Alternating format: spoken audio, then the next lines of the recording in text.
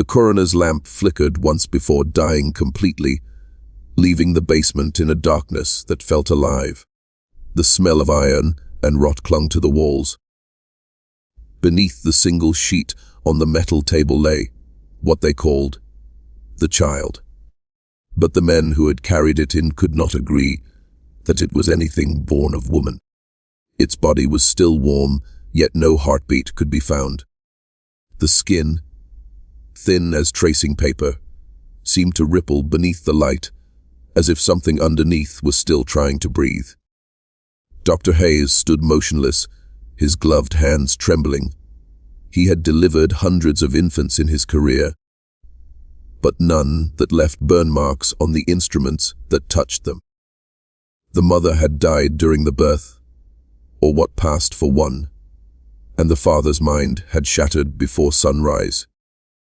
The house where it happened still reeked of smoke and blood, though no fire had been found. Only a circle of ash on the floorboards where the cradle once stood. They said the child's first cry never came. Instead, a sound like wind through broken glass filled the room. Those who heard it swore it echoed, even after they fled into the woods. When the sheriff arrived, he refused to look directly at the body. The doctor lifted the sheet anyway, and what met his eyes made him whisper a single word that would follow him until the end of his days. Unmade. For a moment, no one spoke. Then the smallest movement, a twitch beneath the fabric, a breath that shouldn't exist, made every man in that cellar understand that whatever lay before them had not been born at all. It had been assembled. And somewhere above them, through the cracks of the rotting floorboards, came the faintest sound. Not a cry, not a voice, something between the two, whispering for the mother who would never answer. Which city are you watching from? And what time is it right now? They said the storm began at the exact moment the child drew its first impossible breath.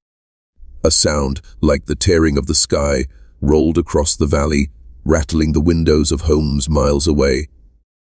Cattle broke through their fences. Dogs howled until their throats tore. The few who dared to step outside that night swore they saw lightning without thunder, illuminating shapes in the clouds that seemed almost human, faces pressed against the firmament, watching. By dawn, the mountain was silent again, but the silence was wrong. It was the kind that bends the air, that presses on your chest until you can hear your own heart fighting to be louder. The farmhouse where the Ashfords lived stood at the end of a narrow road, long abandoned by the county. Locals called it the last house before the woods begin. Nobody went that far anymore, not since the family stopped coming to church. Not since the mailman disappeared on his route one December morning and was never found. The coroner's report listed the death as complications during childbirth, though the attending physician's signature was smudged into a dark, wet smear.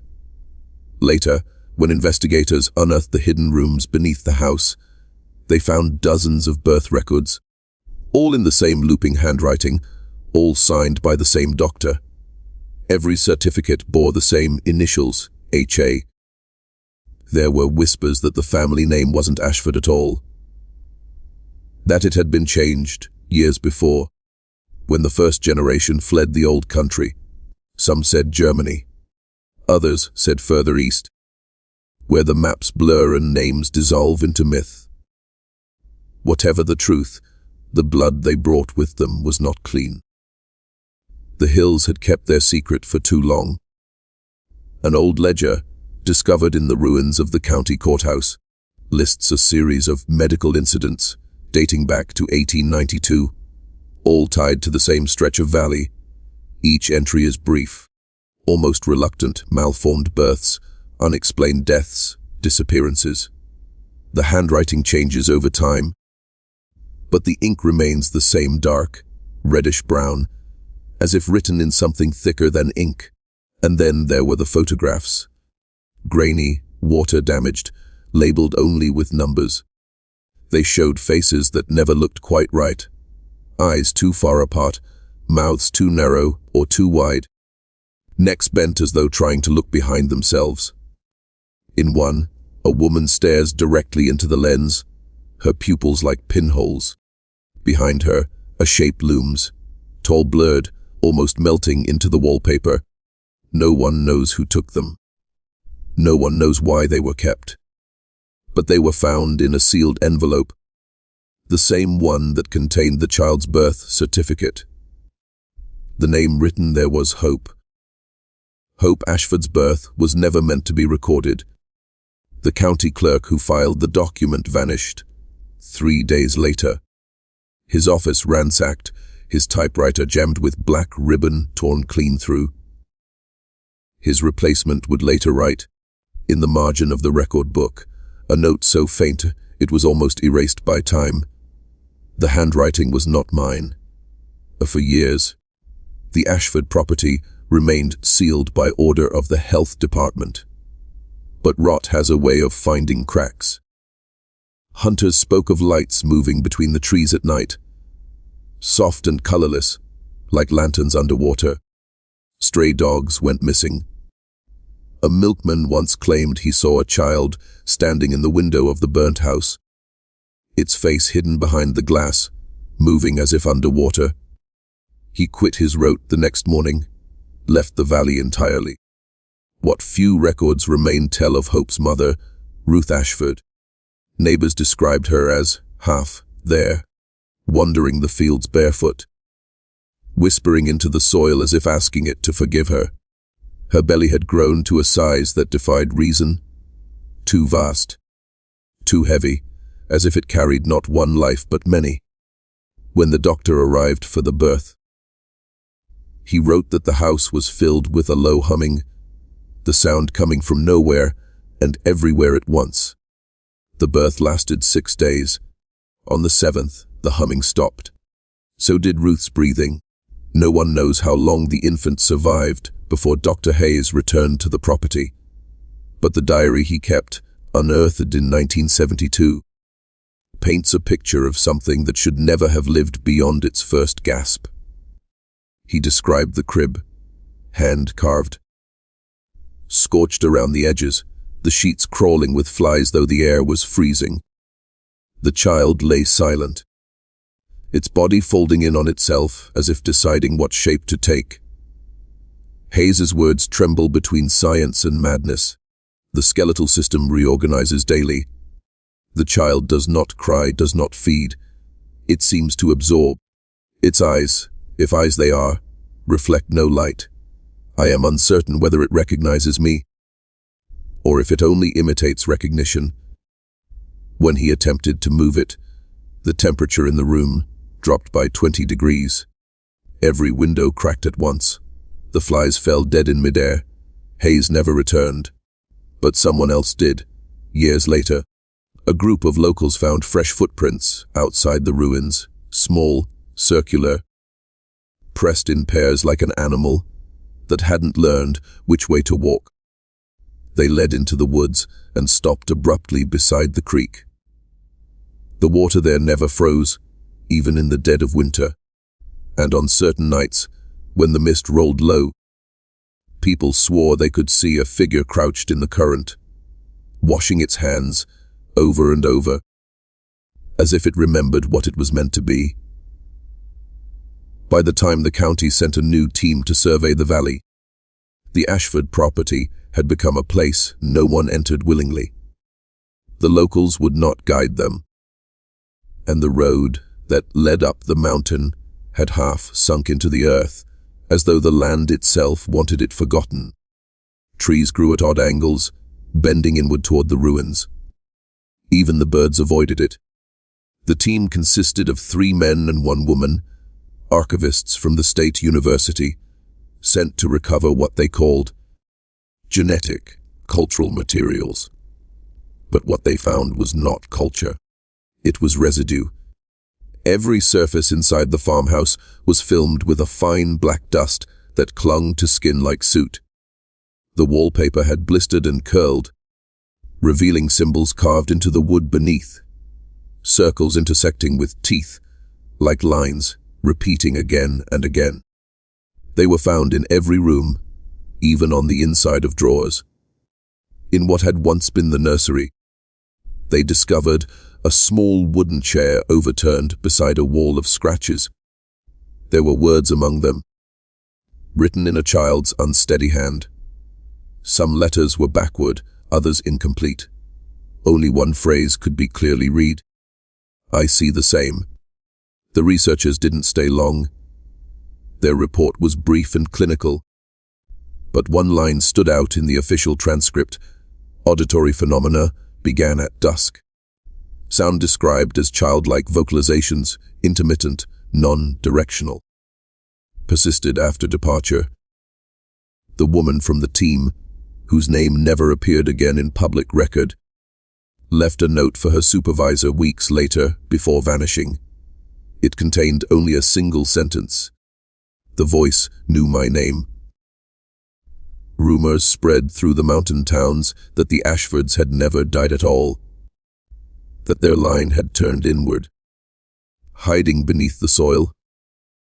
Old miners claimed there were tunnels under the farmhouse, deeper than any human had reason to dig. Maps of the area showed nothing. But a few of the oldest residents remembered stories told by their grandparents, of lights in the ground, of music that came up through the roots at night. One farmer, while clearing brush near the ridge, found a bone buried upright like a stake.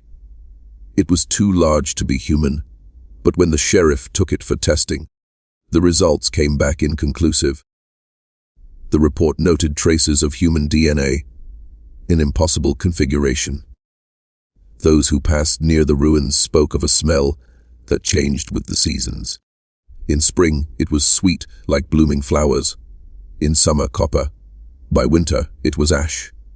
And on the coldest nights, when the fog crawled low enough to touch the ground, they said you could still hear the humming. Soft, rhythmic, almost tender. The kind of sound a mother makes to a child she knows she cannot keep. The humming never stopped.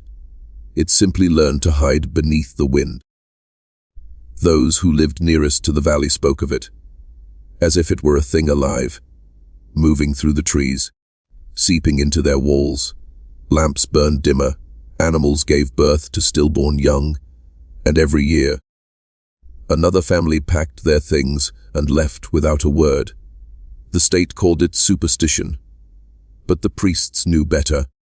One by one, the old churches along the mountain ridge began sealing their doors after sundown. Some refused to ring their bells entirely, fearing the sound would carry across the valley and be answered. It was the preacher, Josiah Mills, who first broke the silence. His journal, recovered from the attic of a condemned rectory, tells of a journey he made in the winter of 1938. He had been sent to deliver the word to the isolated Ashford kin still living in the hills.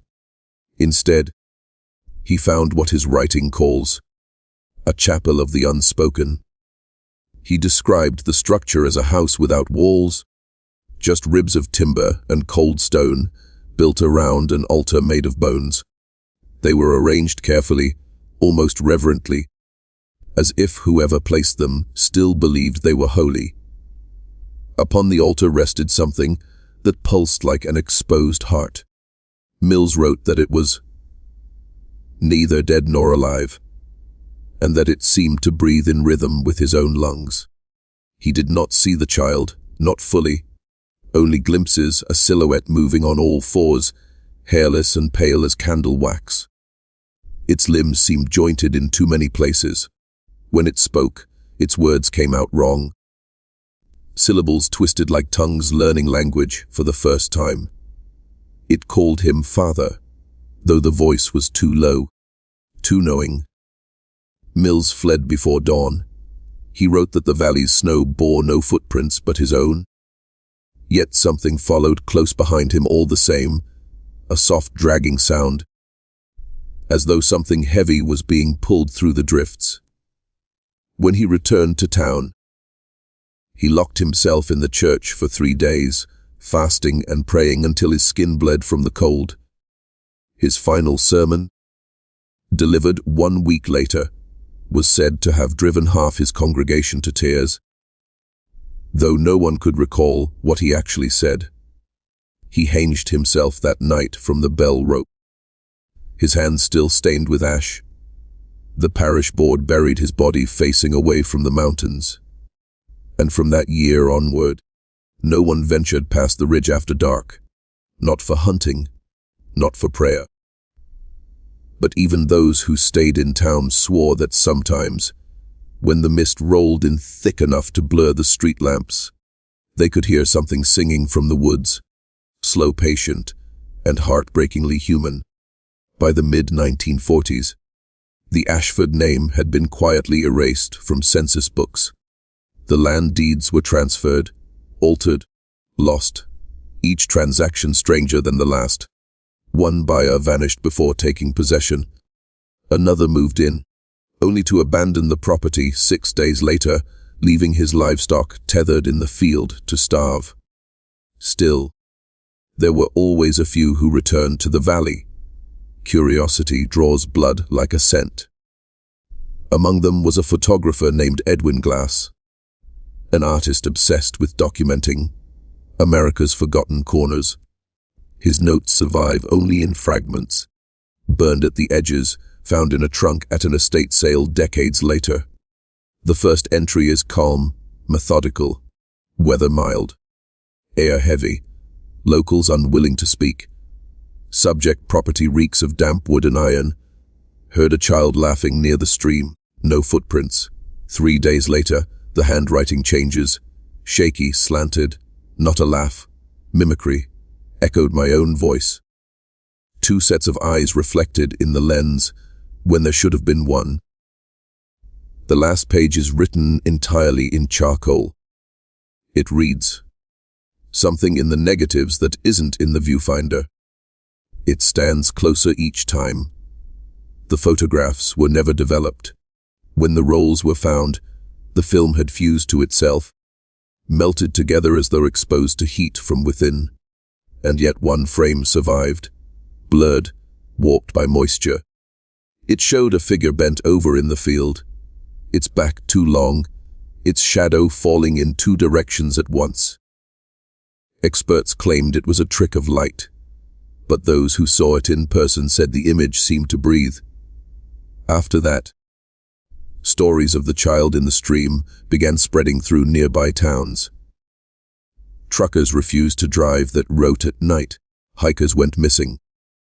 A local paper even ran a small article, "The Singing Girl of Ashford Hollow," before the issue was pulled from circulation. By the 1950s, the valley had been fenced off, labeled an environmental hazard due to unstable soil. But people whispered that the government men who came to test the ground never left with samples, that their trucks went in full and came out empty, their tires coated with something black and viscous that smelled like wet copper. Those who dared approach the fence after midnight reported a strange phenomenon. The fog would roll backward, against the wind, pressing itself to the ground, like it was being pulled by something beneath. And if you stayed long enough, you'd begin to hear it, that same low hum, pulsing like a heartbeat. Only now, it was layered, more voices joining, weaving through each other like a choir made of bone and breath. And somewhere within it, faint but certain, a woman's voice, soft, breaking, calling out a name the wind refused to carry. In 1961, a storm tore through the valley, lightning splitting the mountain like an old scar reopening.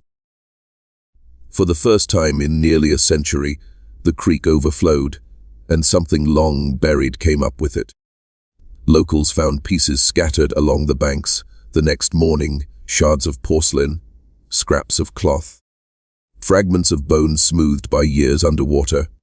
At the very center of it all, half buried in mud, was a cradle. Its wood blackened by age, its carvings still sharp. The same symbols found scorched into the walls of the Ashford home. The cradle rocked on its own, though the air was still. That night, every dog in town began to howl. The river glowed faintly, pale blue under the storm's afterlight, and the current carried whispers that sounded like lullabies. The county sent men to collect what remained, but by morning, the cradle was gone. The soil, where it had rested, was hollow, as though something had crawled out from underneath. One of the workers, a young man named Paul Everett, refused to return. Months later, he was found in a boarding house outside Knoxville, nearly catatonic, muttering the same words over and over. She's awake now. She remembers her mother's hands. The government sealed the area within days. They called it the Ashford Containment Project, but the fence didn't keep things in. It kept people out. Cameras mounted along the perimeter showed movement at night, small shapes shifting just beyond the tree line. Too low to be human, too deliberate to be animal. One guard reported seeing a child sitting in the road. When he called out, it didn't turn, it simply began to hum. He fired a warning shot. The figure vanished, but the sound stayed. It followed him home that night, humming beneath the static of his television, whispering just below the breath of his sleeping wife. Weeks later, his house burned to the ground. The cause was ruled electrical. But in the ashes, investigators found something untouched by flame, a single baby tooth, resting atop a charred photograph of the Ashford ruins. The official reports grew shorter after that. One by one, the investigators stopped filing them at all. But in the archives, buried among redacted memos and sealed audio reels, lies a recording labeled only Project Hope, Tape 7. The first 3 minutes are silent. Then, faintly, a voice is a woman, weeping softly, saying, "She's not my child anymore." And behind her, something else, something breathing, learning to speak. By the time anyone dared play Tape 7 again, decades had passed. The reels had warped. The oxide hissed and flaked like dried blood. But through the static, the voice still lived, shallow, rhythmic, as though speaking through water. Archivists from the State University digitized the recording in 1987. What they captured should have been no more than corrupted sound. Instead, their spectrogram showed shapes. The frequencies formed patterns, spirals, vertebrae, like lines, almost identical to the carvings on the Ashford walls. The computer lab's lights dimmed whenever the file was played. Monitors flickered. The hum returned, low enough to vibrate bone. 3 researchers quit within a week. The last one, a linguist named Dr. Eleanor Pike, refused to destroy the file.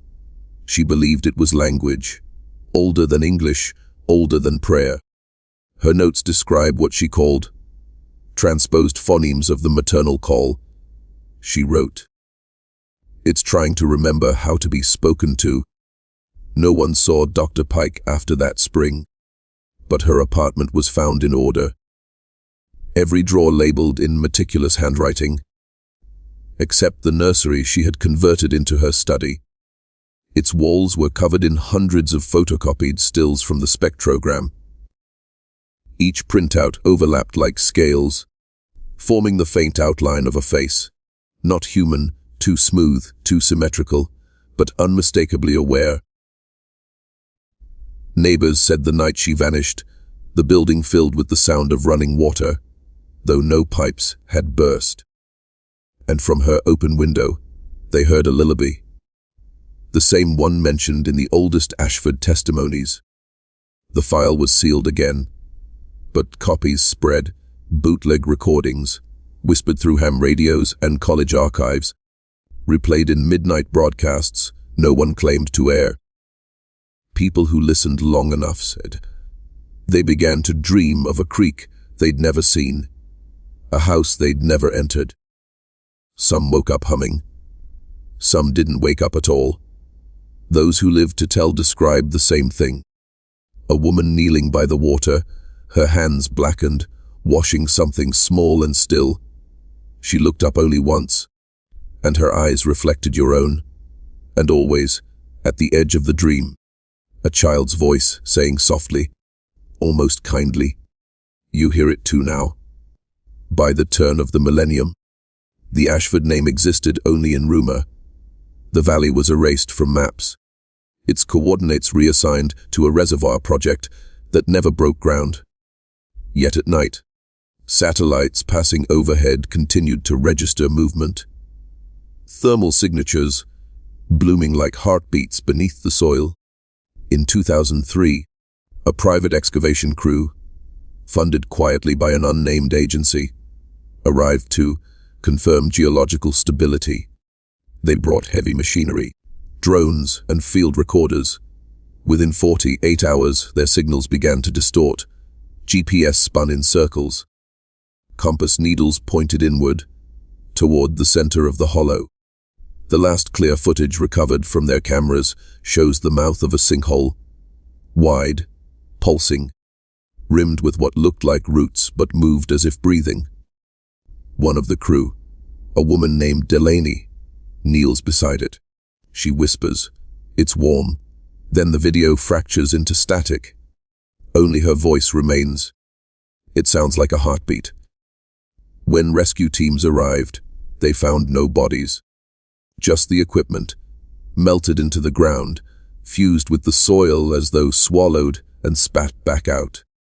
The only thing untouched was a child's toy, a carved wooden horse, sitting upright on the dirt. Its wood was still wet, as if freshly painted. The property was sealed once more, this time under federal authority. No official reason given. But locals say, on certain nights, trucks still pass through the ridge, unmarked, their lights off, and from deep within the hollow, a sound rises, distant, rhythmic, almost human. Those who've lived long enough say it's the lullaby again, but slower now, heavier, as though the valley itself has begun to sing. Some believe Hope Ashford never died, that she simply changed. That whatever was born in that farmhouse learned to shed its form like skin, to move through the bloodlines of anyone who spoke her name. And maybe that's why the humming never fades. Because it isn't in the house anymore. It isn't in the ground. It's in the mouth of the storyteller, in the breath between words. You can hear it now, can't you? That low vibration under your ribs, soft, pulsing, familiar. The sound of something remembering you. And if you listen long enough, it will start to hum back.